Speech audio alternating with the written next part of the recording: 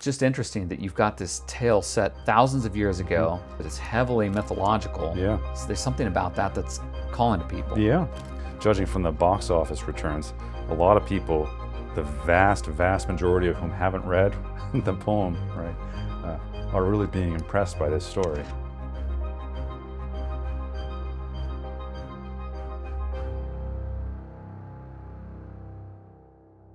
And we're going to be talking about the Odyssey in more than one medium today because we just had Christopher Nolan's massive film released and we've both seen it. Yeah. So why don't we start there? Okay. Talk a bit about the film itself and then sort of how it lines up with the epic. Yeah. What did you think of the movie? I was really impressed with it. I was kind of a naysayer because I thought, I don't think it could be done. And I was a little worried about some of the casting. But when I saw the characters on screen, I was really impressed. I thought it was faithful to many, maybe the most important elements of the story and themes of the story.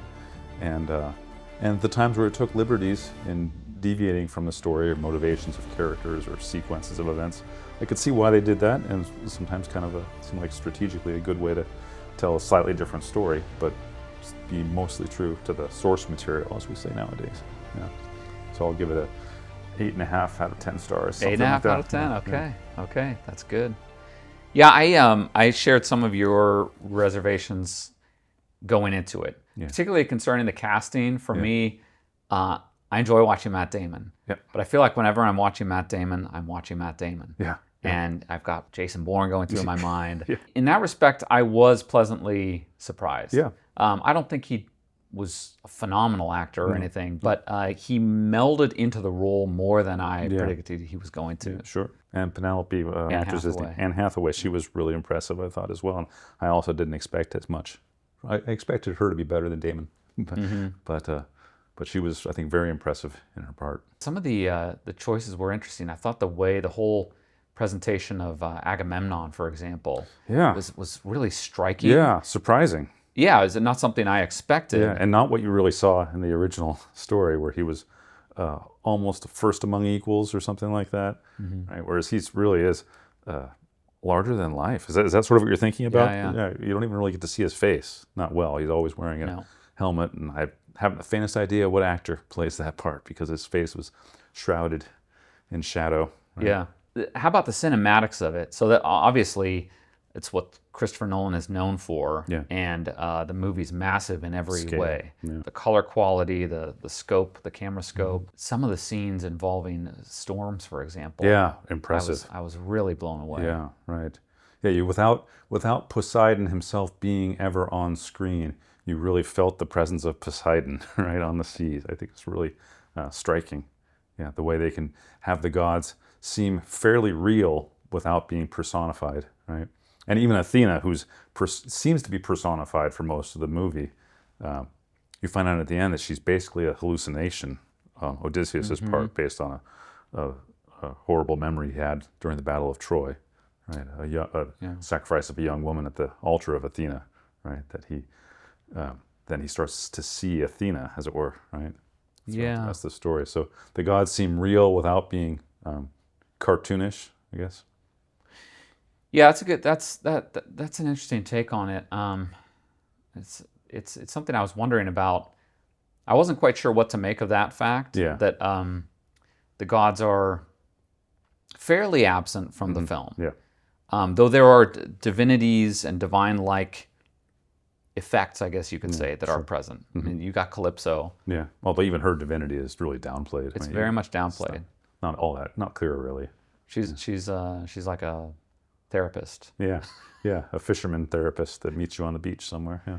I guess part of me was wondering, all right, what can translate well and what can't here? Yeah. And the scope of the Odyssey is very much on display. Yeah. I found in some ways things were almost too overwhelming. Yeah. When I first came out of the theater, I barely knew what to think or to say, because it's like mentally and visually and in terms of sound, there's a lot. It was like being in a storm. Yeah. And so it's hard to kind of wrap my mind around it. And so of course what I'm left with is the final scene. Yeah. That's the last thing I notice, and that gets into sort of the interpretive lens through which Nolan was seeing the Odyssey. Yeah. And so I guess we should say there are spoilers here in our conversation for what it's worth. Yep. But the film ends with the Trojan horse burning. Right? That's the final scene. Yeah, is that right? Yeah. I just found that so interesting, and there's something about that I really liked. Yeah. And it seemed to tie in with Nolan's take on the Odyssey, which is an emphasis that we don't find so much in the book. The actual poem, yeah. But it has to do with the destruction of a civilization and Odysseus's role in that destruction, all bound up with the deception of the Trojan horse, and the fact that it's not just Troy, it's both Troy that's burning and the Trojan horse. Something about Odysseus's entire context, his world, his way of life that's disappearing. Yeah, I think that's right. And that's offered as the explanation that you don't really see clearly till the end, the explanation of why he didn't want to go home when he was with Calypso, which she thought he wasn't ready to go home. So in Nolan's Odyssey, he is imagining that Odysseus needs to be ready to remember why he can't go home, why he thinks he can't go home, so that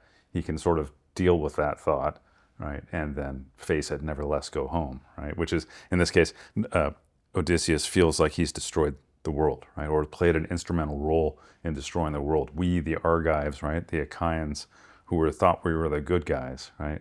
Are actually violators of Zeus's law, which they stress quite a bit, both in the movie and that's consistent with the poem as well, about the Greek idea of hospitality, or of strangers being welcoming to each other. Right? So that's what's happening back at Odysseus's home. What's happening is that the strangers are being bad guests, right? Those are the suitors, right? But likewise, the Greeks coming from the west have come to Troy, right? And they've turned out to be these marauding pirates, basically.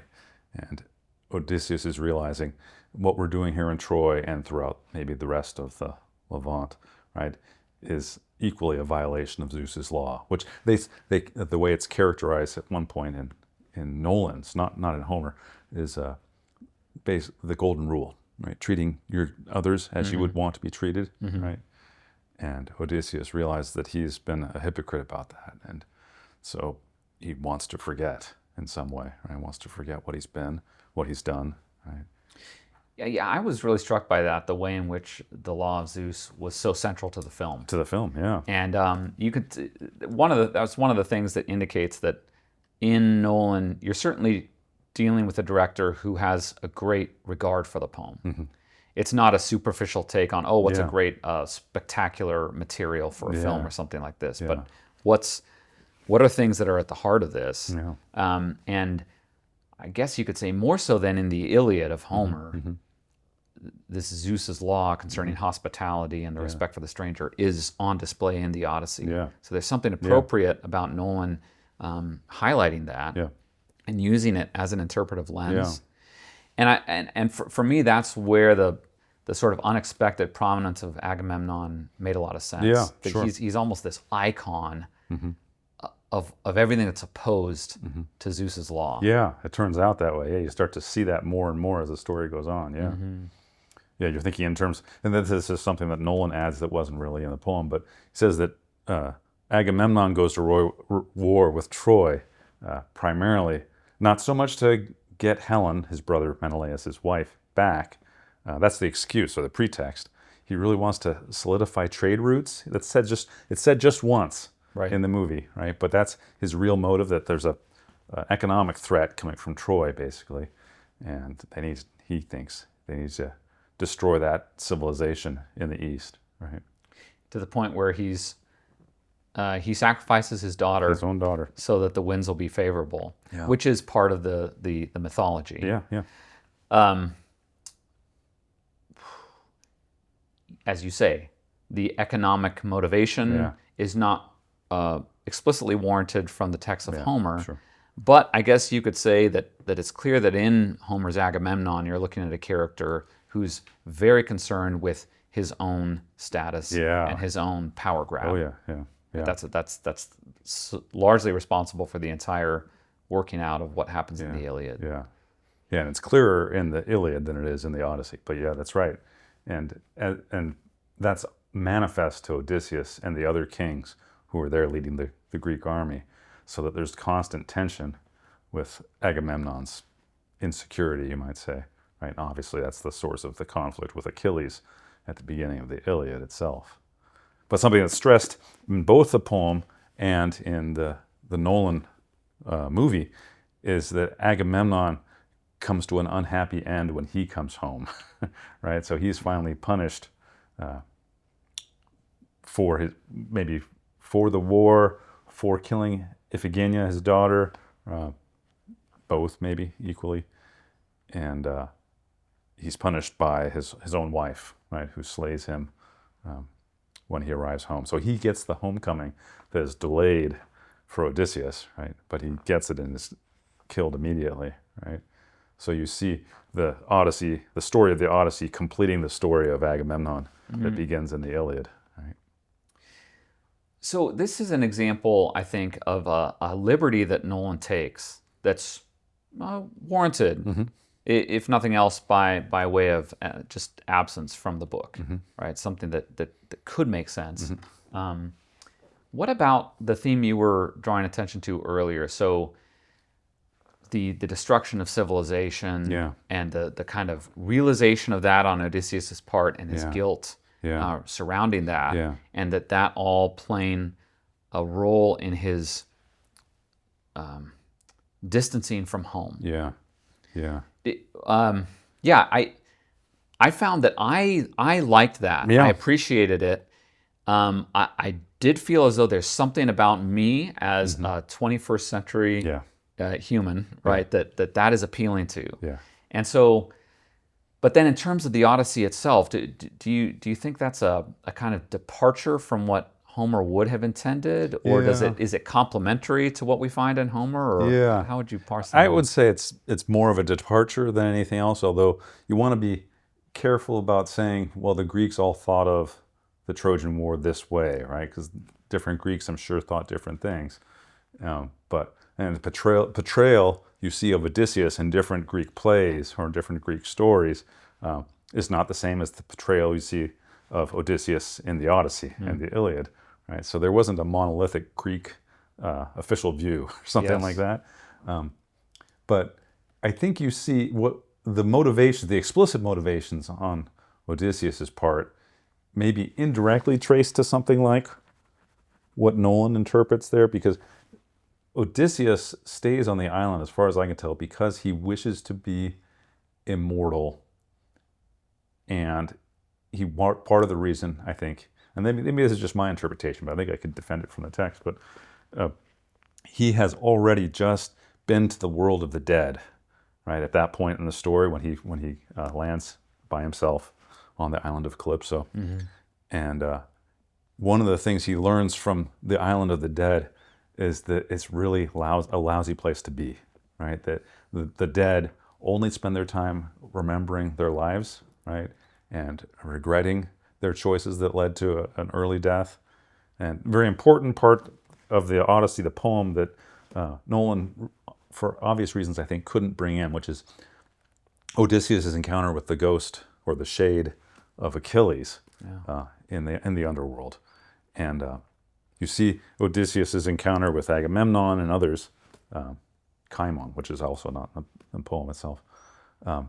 But you don't see his encounter with Achilles, because you kind of have to know the whole story of the Iliad, I think, to make any sense of that conversation. And Achilles had been offered in his youth the choice between living a long, healthy life as a menial worker, but without any glory, obviously, right? Or die young in great glory, right, in battle. And he chose that latter option. But when Odysseus meets his ghost in the underworld, he says, I would rather have a simple life, live long, right? And I think the whole horror of that experience of seeing how important life above the earth is, right? Long life even, right? Has made Odysseus maybe a little skeptical about the way he'd been risking his life and seeking so much glory and booty and wealth, right? And so when he lands and Calypso says, "You stay with me forever, I'll make you live forever. You be my lover, you can love a goddess," right? Odysseus is really tempted by that, I think. Yeah. Even though it does say that he weeps every day, right? Missing his homecoming. At night he sleeps with Calypso, right? So he's of two minds, I think. And so that's a slightly different kind of motivation than you see in the Nolan, which is, it's really war guilt of some sort, right?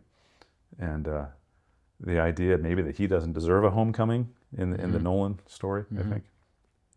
And he wants to control his fate. In the Nolan story, it's saying you just got to embrace your punishment from Poseidon and you'll end up at home. And she sort of promises him that, I guess. Yeah. Yeah, so there's something right about the spirit of what I think Nolan's doing as far as Odysseus' motivations. But the exact character of the motivations is a little different, I think. Yeah. Yeah, I did appreciate the way in which the film, of course, leaves out a number of scenes. Maybe the most significant of which is Odysseus' encounter with the Phaeacians. Yeah, right. Which in the Odyssey is broken up into 24 books. Yeah. And there's a way in which you could say Odysseus is with the Phaeacians for maybe about 8 of those books. Yeah, yeah. In the center. A big percentage, yeah. Close to the center of the work. Yeah.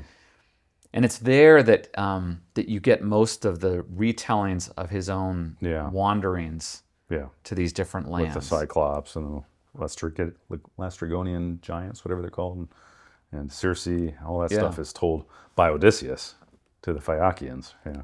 Exactly, and maybe we can return to the significance of the Phaeacians, but the episodes that Nolan does include in the film are nice in that they bear these structural resemblances to the ultimate homecoming, or the things he learns are kind of highlighted from these different encounters, right? So obviously the Cyclops is a paramount figure when it comes to sort of the definition of inhospitality. Yeah, the opposite of hospitality.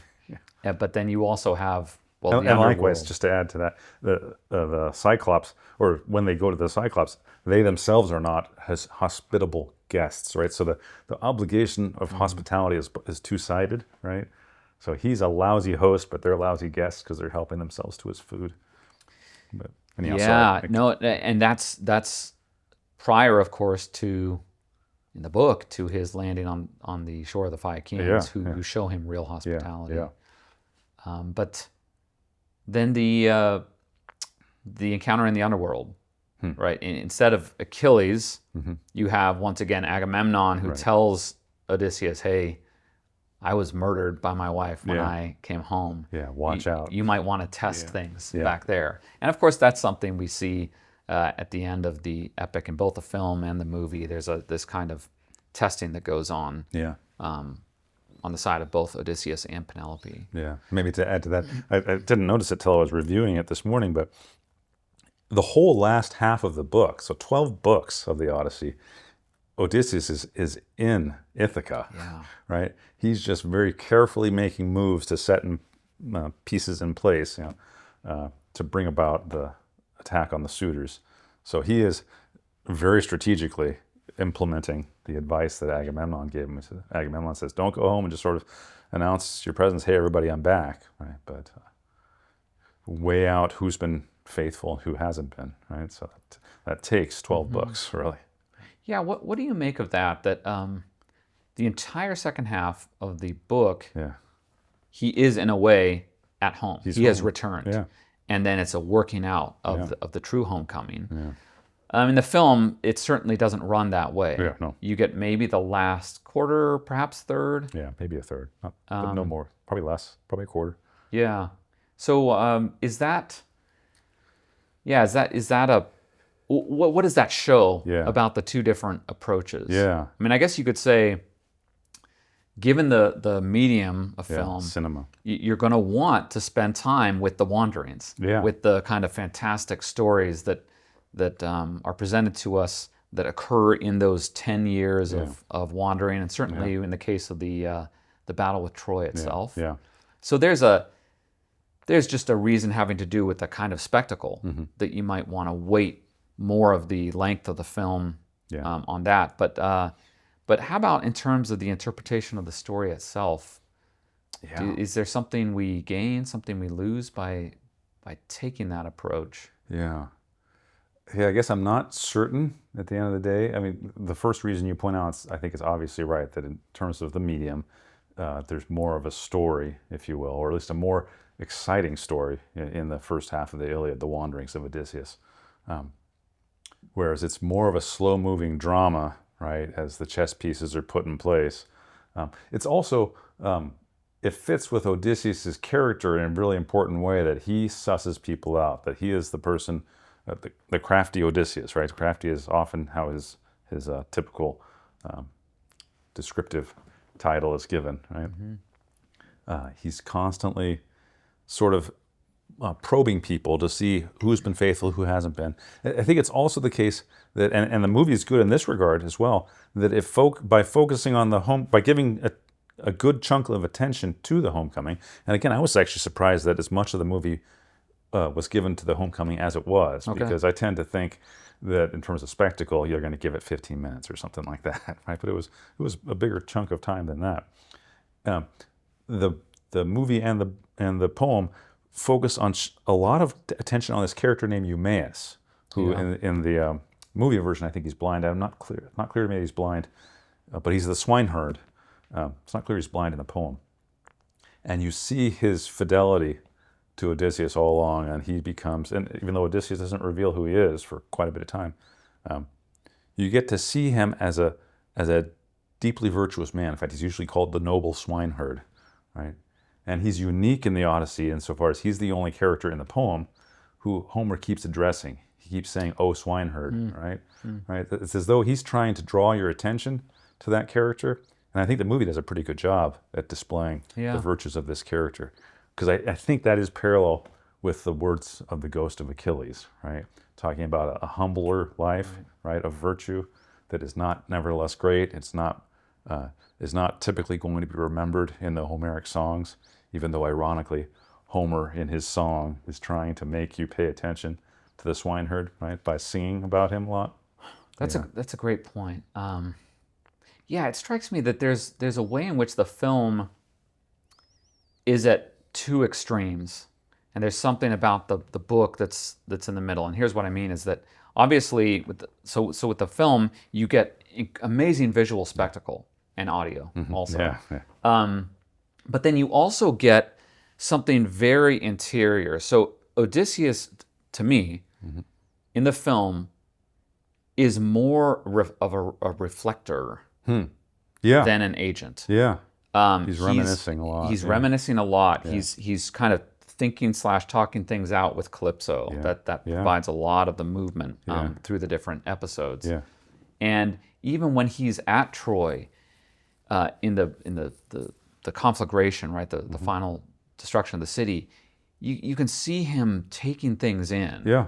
And he'll kill a guy when he needs to, but part of the effect that you have of in the book with the spending the entire second half on the homecoming is that his character is itself in action. And so that's where I see it as kind of this middle ground between the visual spectacle and the existential kind of interiority, is that he's being tested at home, he's testing others, and you see some of the effects of the previous journeys playing out in his movements, so that there's a kind of character arc that seems to me is kind of present in the book in a way that I'm not sure it's alive in the film. Maybe that's right.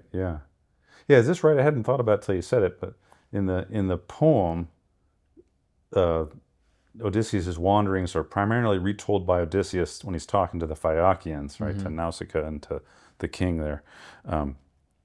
In the movie, it's also the case that he's remembering by stages the things that had happened, speaking to Calypso, right? So you still get the story told as a reminiscence, right, on Odysseus' part, although it's not him reporting. It's just things slowly coming back to him. That's right. It seems like, right? Like he's somehow.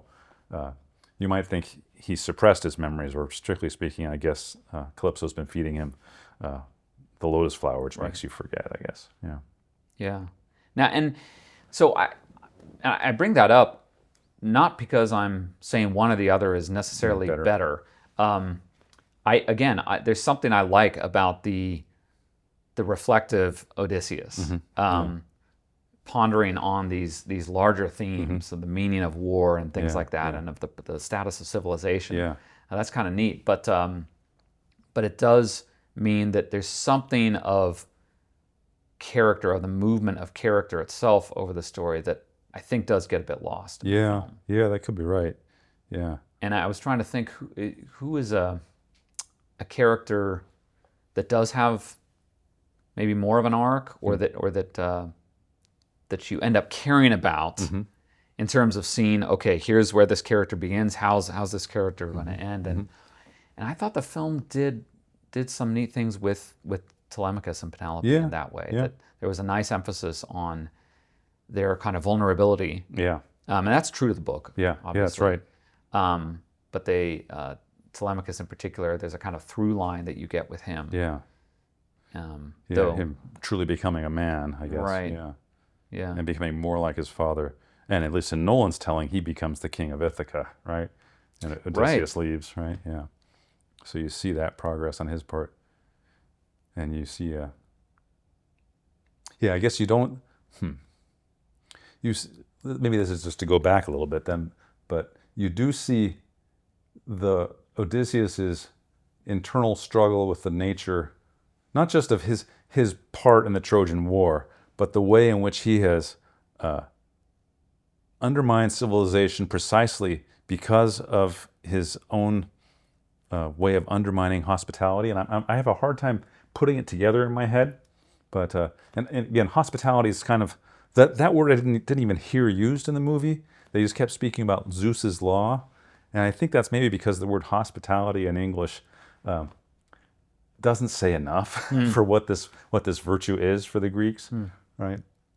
It has a lot to do with the possible presence of the divine. Yeah, that's right. That's what's in the background. So the word is Xenia, which comes from the word for a foreigner or a stranger, xenos, right? Like where our word xenophobia comes from, which is fear of strangers, foreigners.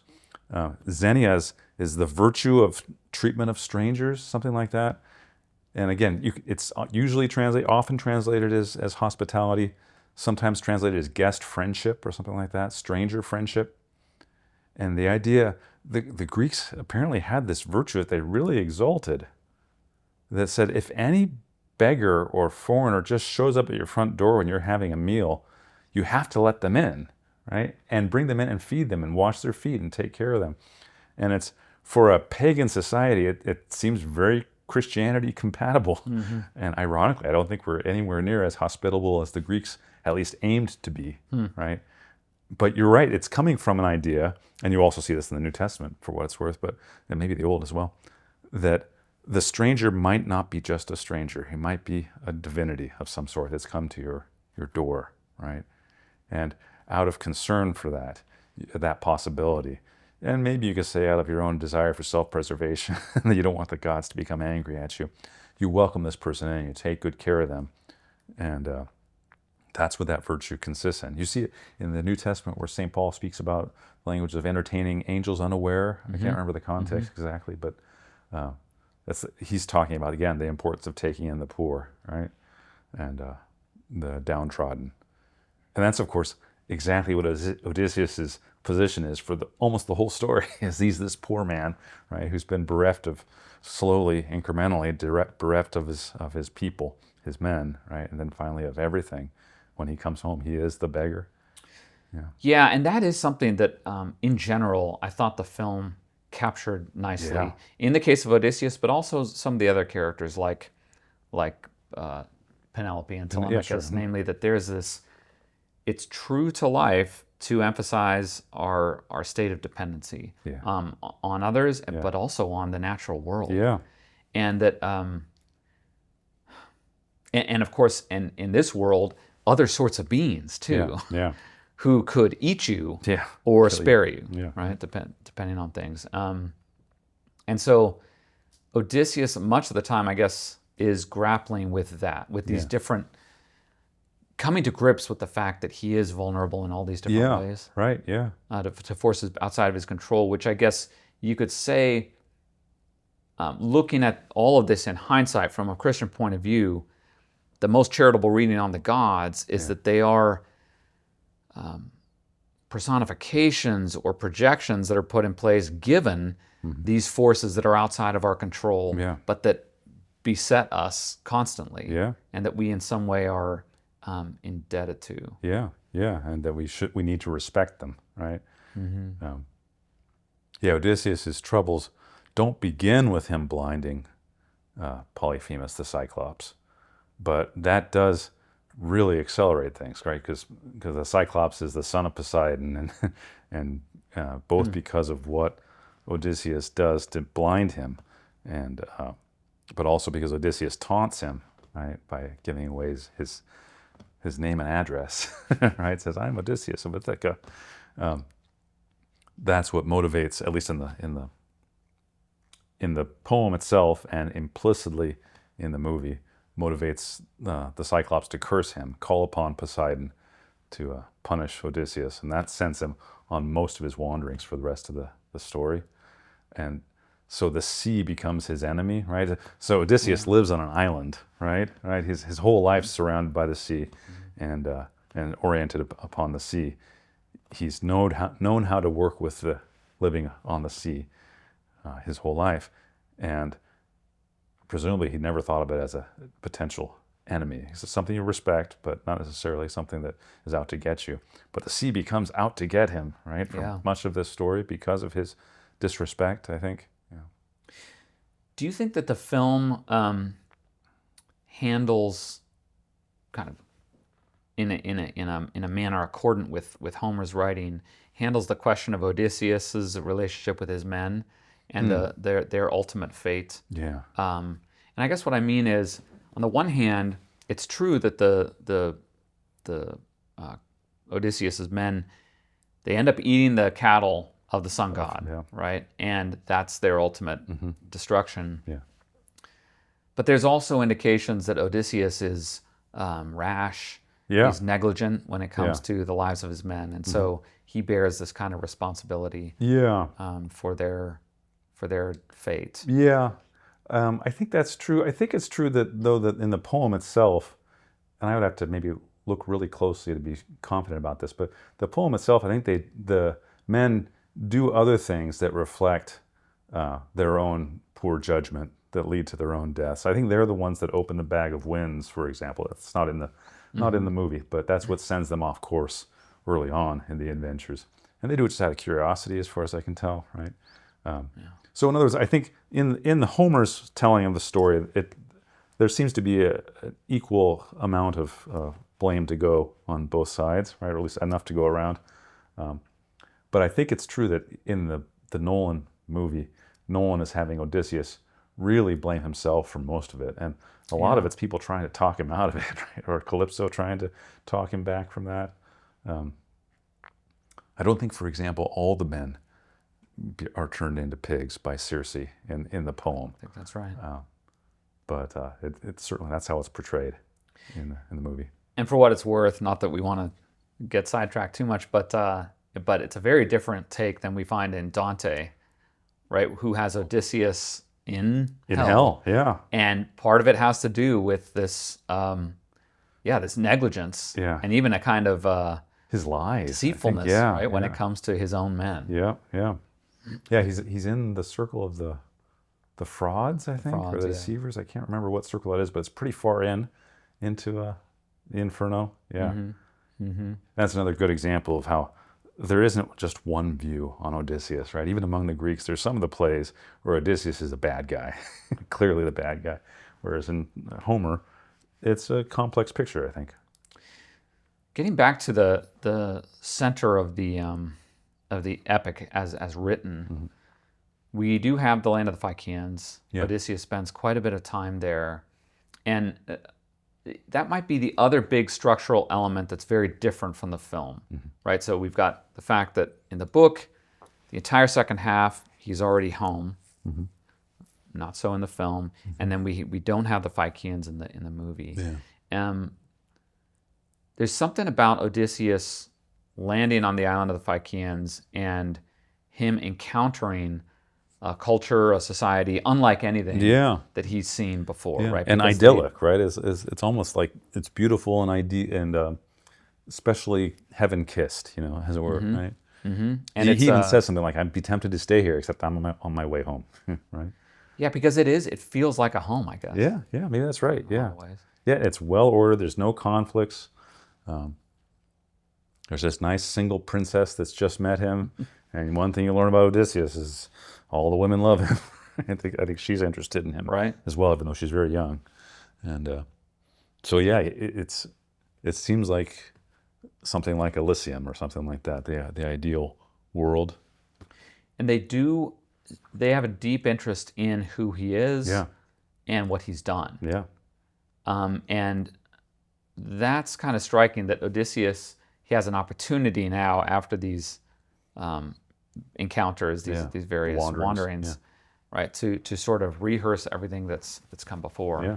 So it was just interesting to me that it seemed like Nolan wanted to retain that, but he sets it in the context of Calypso rather than the Phaeacians. Yeah. I guess it was surprising to me because it seemed like a reversal of the emphasis that we get in the book. Yeah. Okay. Right. The book, you don't have a lot of time, a lot of page count with Calypso. Yeah. No, that's right.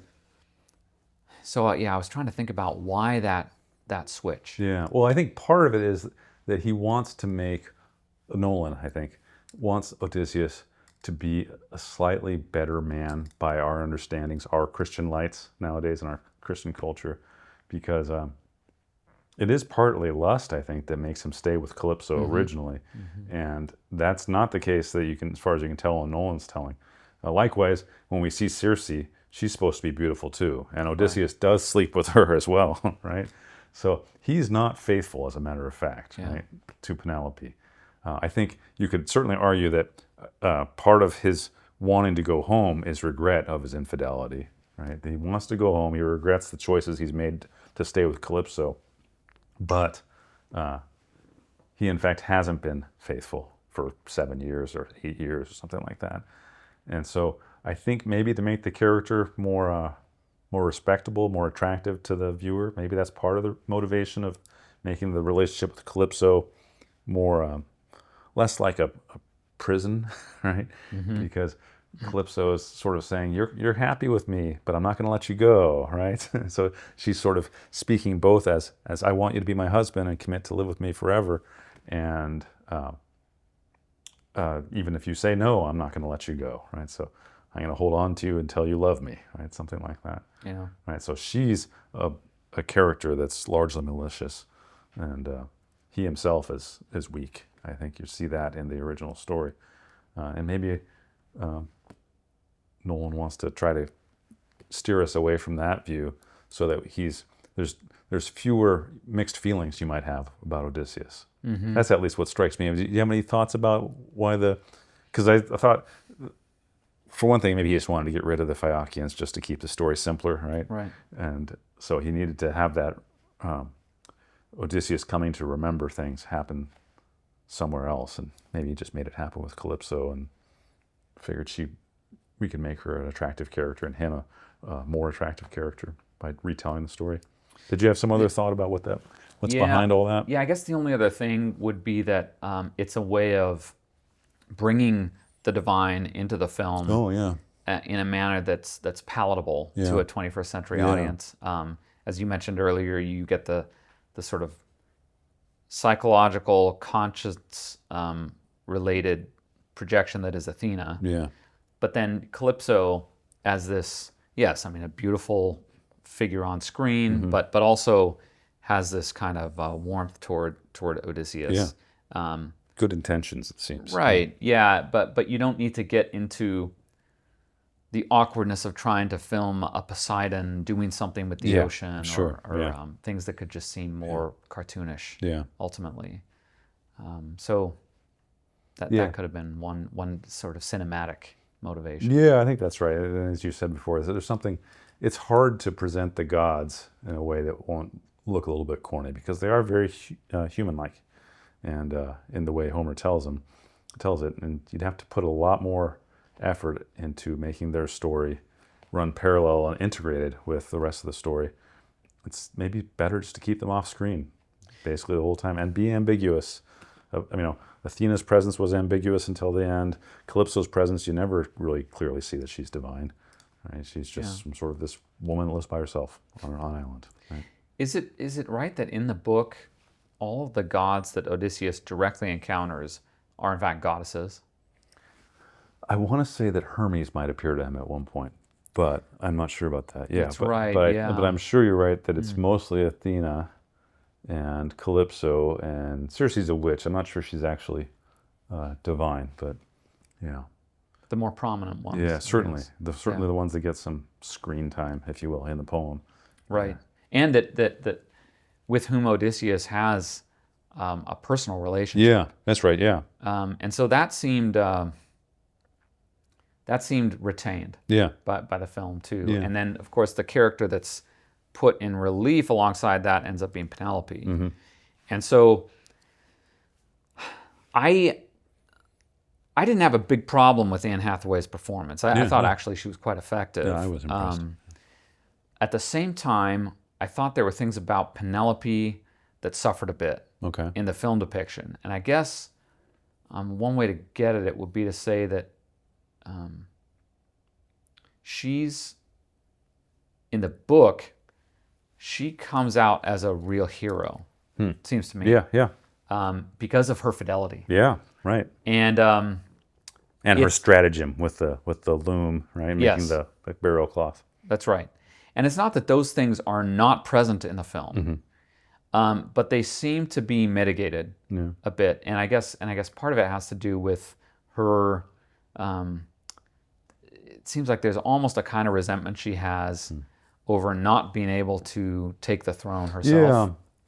Yeah. And that's certainly, again, part of that's explained through the fact that we're a contemporary audience with the specter of feminism sort of in the background. Yeah, but it's so obviously anachronistic to have her. She does give that speech towards the end. Why can't I be queen? I've been queen the last almost 20 years now, and I remember thinking that's really out of character. Right? Doesn't fit Penelope, even really in the rest of the movie, but certainly not in the poem. Yeah. So in that way, I thought things suffered. Her character could have stood even in a kind of greater relief as noble, as something to aspire to, as not a goddess, but more, more respectable even than a goddess. Is what you end up getting from the book. Yeah, a heroic woman in some way. Yeah, there's even a point where she says, I think it's after the reunion with Odysseus, where she says, the gods really just kind of envy us, I think, because we've really got the perfect relationship, you and I, even though you could argue about that, but it does seem like their reunion is so beautiful. It seems like it's the perfect reconstruction of the family, right? The reunion of the parts of the family, the homecoming itself is the family once again being reestablished in the land. That was actually one thing I didn't like about the ending, where they're leaving, right, where they're abandoning the island. It seems to me that it's one of the things that Homer is stressing is the reintegration of the home, right? The family coming back together again. Telemachus is not about to become the king. There's even a stress when Odysseus and Penelope finally meet, and she expresses skepticism. I kind of think she's faking it, but she expresses skepticism about whether he really is Odysseus, and she sets a trap for him in terms of identifying or knowledge that he should have, if he's the real Odysseus, about their marriage bed, right? And it's a really beautiful symbol because their bed, Odysseus apparently there was an olive tree that he really loved on his island, and he built it's a funny way of loving a tree, I suppose, but he turns it into a bed, cuts it down without actually uprooting it, right? So one of the bedposts is actually part of the trunk. So he builds a bed basically out of the tree without killing the tree entirely. And then he builds the home around it, right? And so there's that's a beautiful image, I think, of the natural unity of the family. And anyhow, she tricks him by saying, so I moved my bed outside of my bedroom and with the help of some men, right? And he says, well, what man would cut down my bed, right? And she says, oh, okay, I know you're really Odysseus now. She knows the secret about our bed, right? Now, I'm, of course, presenting it in a kind of a ham-fisted way. But the beauty of that sort of realization on her part, or at least her expression of realization by alluding to that secret that only he and she knew about, is, I think, stressing the naturalness of the family itself. And so to have Nolan have the family then disrupted again at the very end, they're sailing west, feels like, oh, you're kind of undermining that symbol. Of course, he doesn't have the bed scene at all, right, in the movie, so maybe it's less important, right, that it's less of a problem that they leave Telemachus as the new king and they sail literally into the sunset, right? Yeah, but there is, I think you're right, it points to, there's a kind of tension present, even among these familial characters that you don't ultimately find in the book. Yeah. And yeah, I guess he was trying to speak to contemporary ears, but on the basis of something that's unfortunate, to say the least. Yeah. And I do think it's nice that, like you said, the arc with Telemachus, of him actually becoming king, does sort of complete the story in a way that his story that isn't really in the poem, I guess. Yeah. So he does sort of have a full ascent into manhood by becoming the king. Yeah. Just kind of a final point here, thinking about the language of Homer and the fact that obviously we're dealing with two different media here. So you're not going to have, it's just impossible to have Homer's language itself kind of in all its glory on display in the film. Yeah.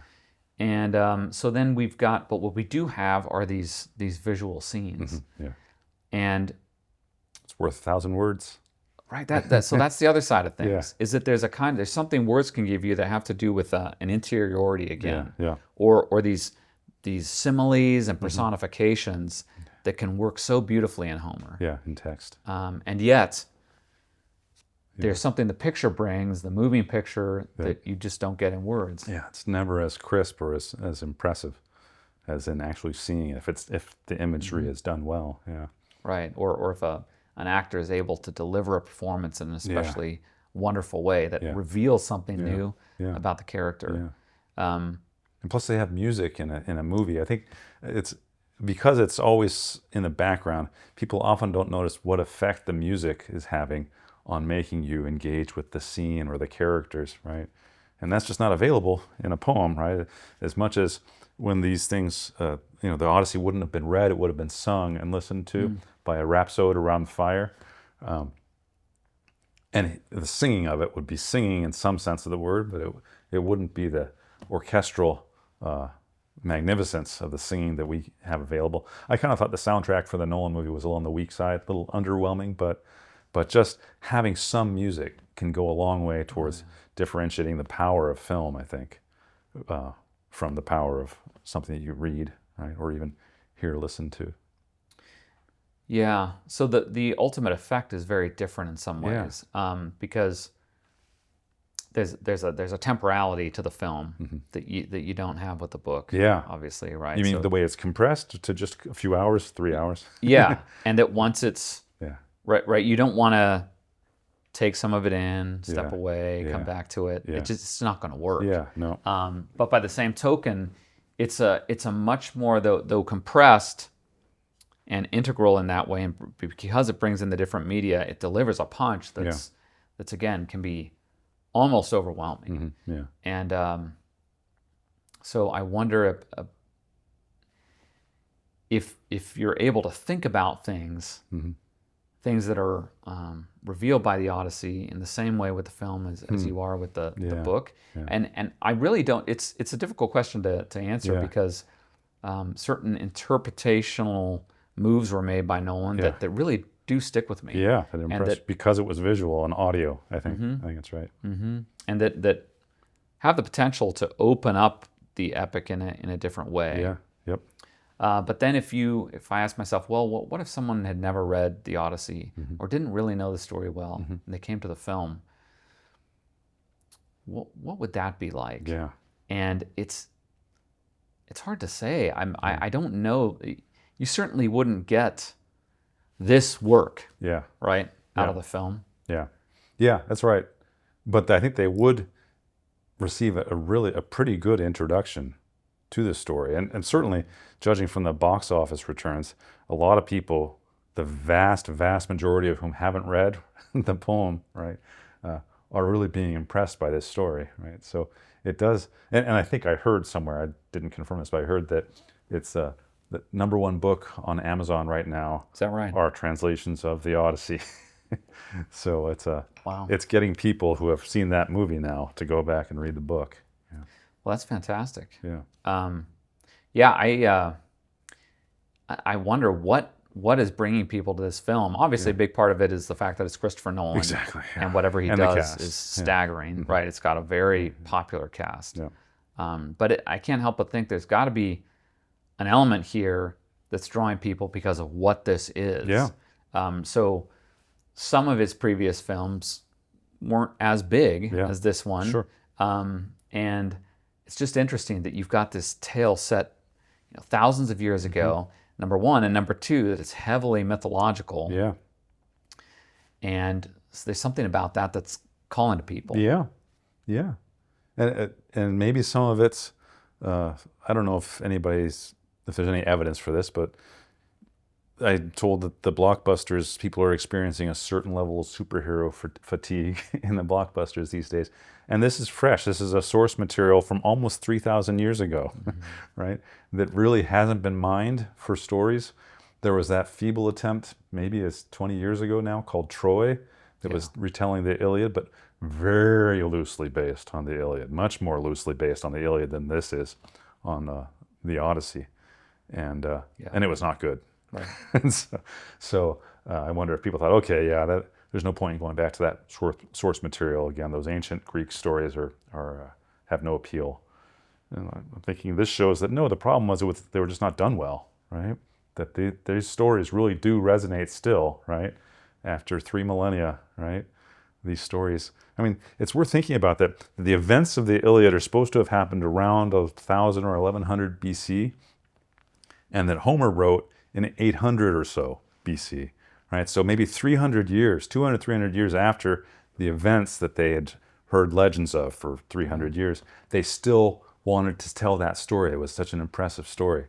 And then backing up to the time of Plato, Aristotle, and Sophocles, the other poets, 300, 400 BC, they're still telling the stories. They're still living as though the events of the Odyssey and the Iliad are in recent memory, right? And of course, those stories still carry into the time of after the Romans have conquered the Greeks, right? And Virgil's writing the Aeneid, and he's saying, I'm basically writing a sequel to the Iliad. And the story is 1,000 years old at that point, right? Right. And that story has just so gripped their minds that it's carried over for 1,000 years. As take for contrast, I don't imagine that 1,000 years from now, the story of Star Wars will still be dominating pop culture in the movies, right? It's been around for 50 years or something now, right? They're still adding to it.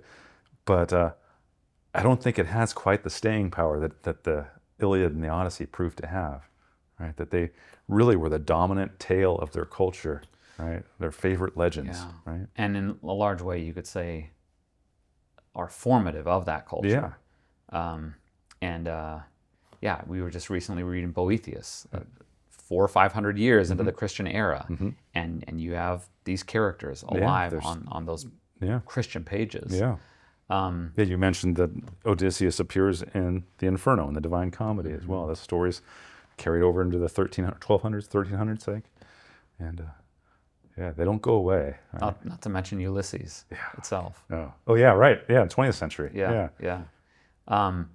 What you said about the superhero fatigue I thought was really interesting, because there's a way in which this is almost a kind of anti-superhero story, right? That in fact, it's the vulnerability of the human that's so emphasized Yeah. here, and that And the regrets and the shame and the Right. guilt. Yeah. and that there's even dalliance with the possibility of becoming something like a superhero. Yeah. Yeah. Right. That's presumably part of the appeal for Achilles or in the Iliad, but also for Odysseus when he's on Calypso. the island of Calypso. And in fact, it's shown to be empty and kind of meaningless ultimately. Yeah. And the gods who you might most compare to something like superheroes, or the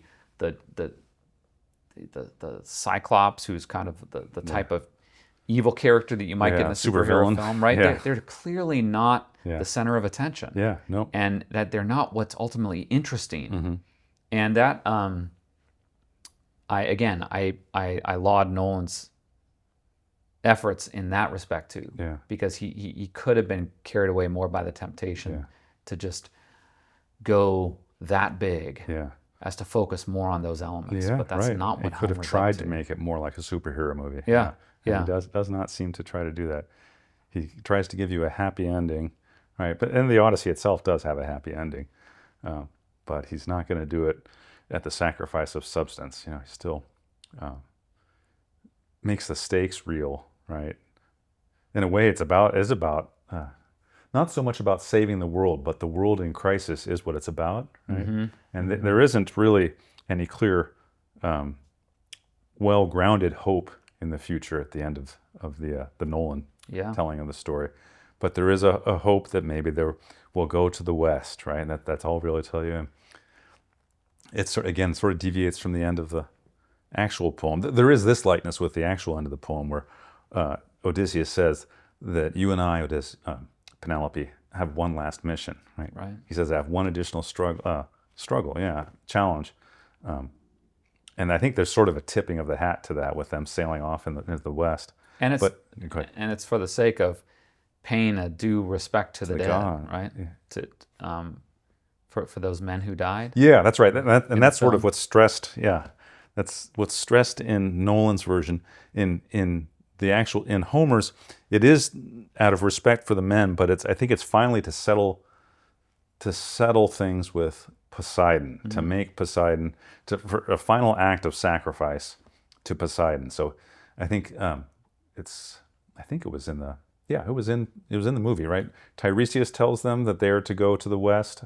I can't remember. Certainly Tiresias in the actual underworld. poem. Yeah, in the underworld, Tiresias says that that's your last journey. And the instructions are, at least as I remember it in the poem, and I think this is basically in the movie, you're supposed to go someplace where no one knows anything, sail to the west to another land, and then go inland and go really far till no one's ever had any experience of the sea or even knows who Poseidon is. And you're supposed to erect a burial mound, I guess to your soldiers, right? Not actually with their bodies, but you build these burial mounds and plant an ore in it, right? And offer sacrifice to Poseidon. And that's supposed to assuage Poseidon's irritation. And it doesn't actually happen in the Homeric tale. It's just Odysseus says we have to do this, and that's near the end of the story, right? So you know that he has one last journey still, right? And he's planting the ore as if to give up forever his life of adventure, sailing, and sacking towns and whatever the Greeks do. But I think it's nice that it's an act of piety that really sort of closes the story in the way Homer tells it. And it's at least an act of piety to your comrades in Nolan's story as well, to go somewhere and do this. Right? Yeah. There's something congruent with our contemporary world in the fact that at one level you could say Nolan's film is simply more humanistic than Homer's epic, right? Yeah. The gods are possibly just the projection. It's ambiguous. Right.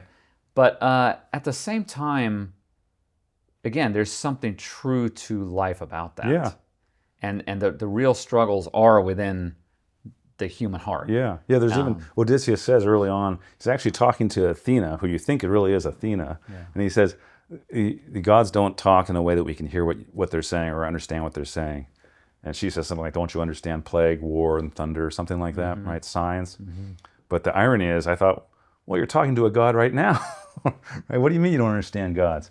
Well, you find out later that that's some sort of hallucination on his part.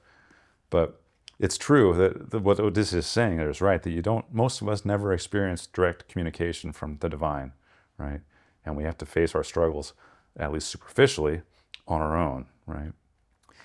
And in light of that, the fact that there is a retention of some notion of piety, even in the film, though perhaps more on a this worldly level, is important. So there's a point earlier on, I think when he encounters Circe, when he says, "I'm going to defy the gods if the gods say that my men must die," right? Yeah. And nevertheless, Calypso's final advice to him is, you have to just get on a raft and submit to the gods, and let them carry your raft wherever it's going to go.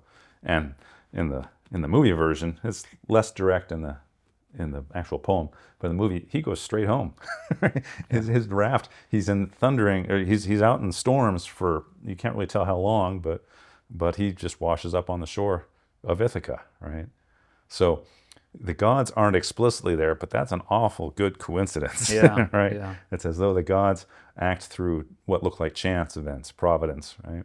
Not necessarily through miracles and thunderbolts and that sort of thing. Yeah. Well, this is great. We'll definitely return to Homer's Odyssey. Yeah, there's more to be said. And in a future episode. But it's fun to be able to talk about a different presentation of this sort of thing, and especially one that's so popular right now. Yeah, fortunately. Shows as you said, the staying power of a great work like this. Yeah. Thanks, Chris. Yeah, thanks, John.